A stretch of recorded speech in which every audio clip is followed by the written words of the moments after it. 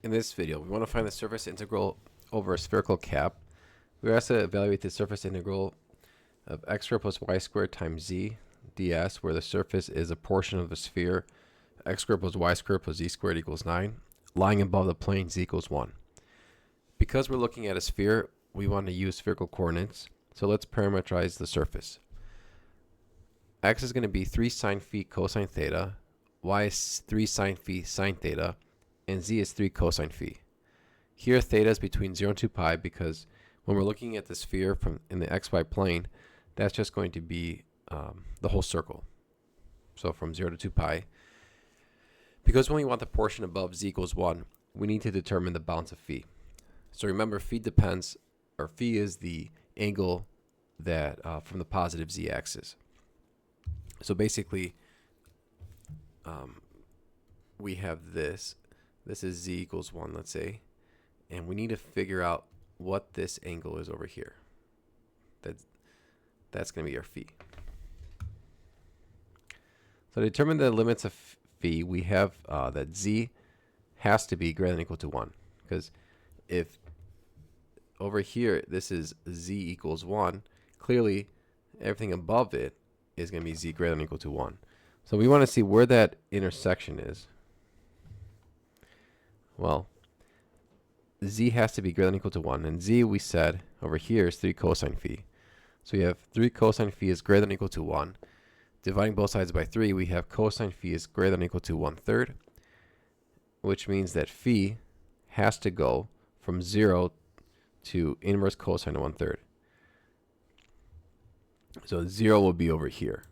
And then you end over here, which is inverse cosine of 1/3.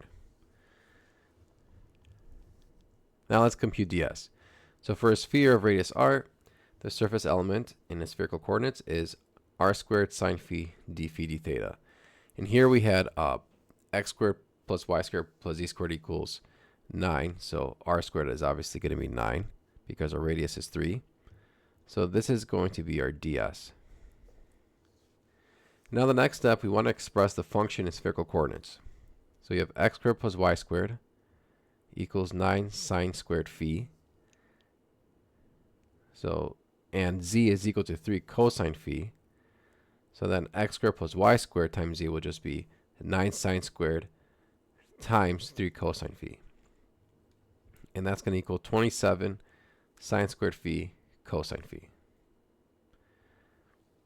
So for this x² plus y², we just use this up here.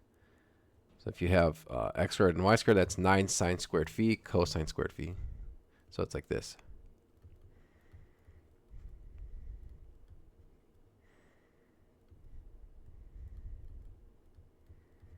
We can factor out the 9 sine squared phi, and we're left with cosine squared plus sine squared, which that's just going to be 1. This whole thing is 1. So that's where we get 9 sine squared phi.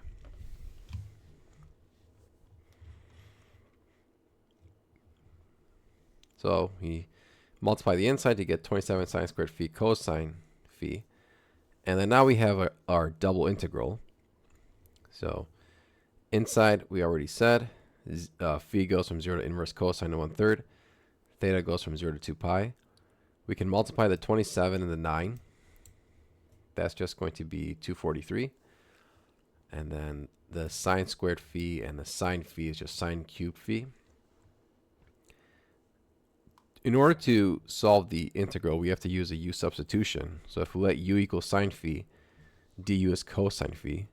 And so now we can change our limits. So if phi is 0, u is sine of 0, which is 0. And if phi is inverse cosine of 1/3, u is sine of inverse cosine of 1/3. And for this one, you could use a right triangle if you want. So let's say this is phi. If phi is inverse cosine of 1/3, that means cosine phi is 1/3. So adjacent is 1, hypotenuse is 3, and then this missing side will just be root 8, which is just 2 root 2.